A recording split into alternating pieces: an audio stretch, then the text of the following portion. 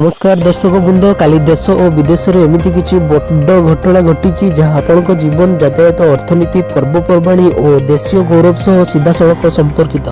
आज आम breaking bulletin रही इंडिगो सरकार को ठूला एक्शन दीपावली को यूनेस्को बड़ सम्मान वेनेजुएलार अपोजिशन लीडर को नोबेल पीस प्राइज मोरक्को विपुल दुर्घटना और क्रिकेट रे भारतर धमाकेदार पाठ। चलतु आम आज प्रमुख खबर आरंभ करवा।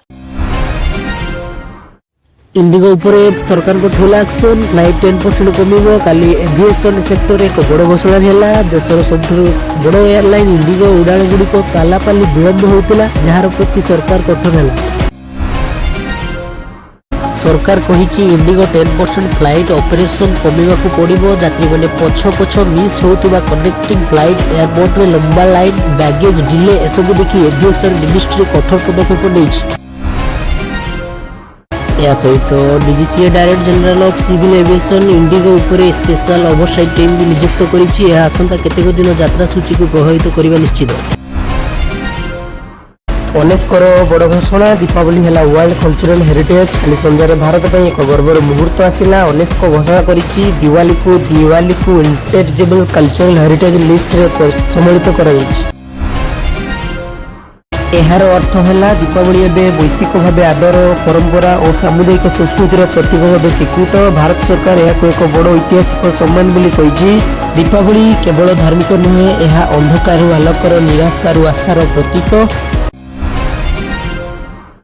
इंटरनेशनल न्यूज रे वेनेजुएला मोरिया करीना मैक्डाडो पाइले नोबेल पीस प्राइज। काली नोबेल कमिटी एक बड़ घोषणा कला।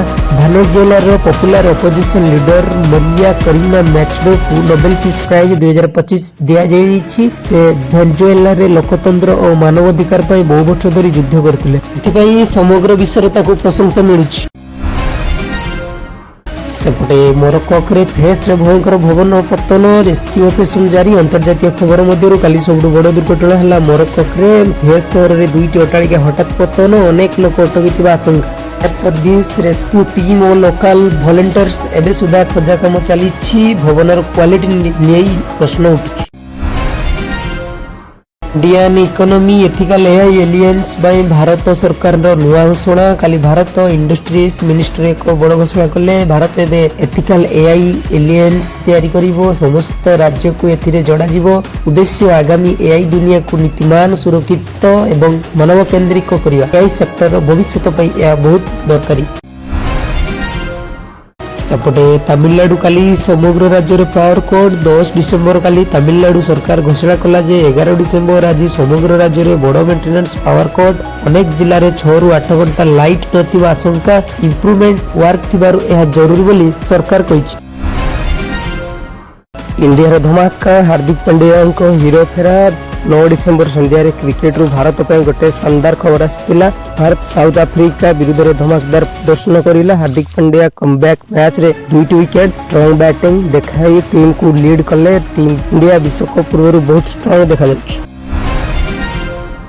एपटे मालकानगिरी जोर वर्षा रे अनेक गाँ संजोग बंद। कलाहांडी रे चित्रकूट पाखरे 2 जण पर्यटक अटकी थिले। फायर टीम उद्धार कला। रायगड़ा रे नुआ रास्ता काम पर 24 घंटा ट्रैफिक डिवीजन लगाई थिले।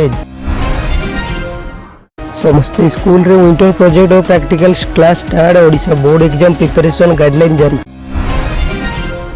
ओडिशार केतक जिले में येलो अलर्ट। ठंडा बढ़िपारे। उत्तर भारत में सेभर कोल्ड बढ़ुछि। सेपटे गोल्ड प्राइस काली 300 बढ़ीगला। Petrol diesel price stable. Stock market रे वैलिडिटी आईटी सेक्टर लाभ रे फर्मा सेक्टर लॉस रे।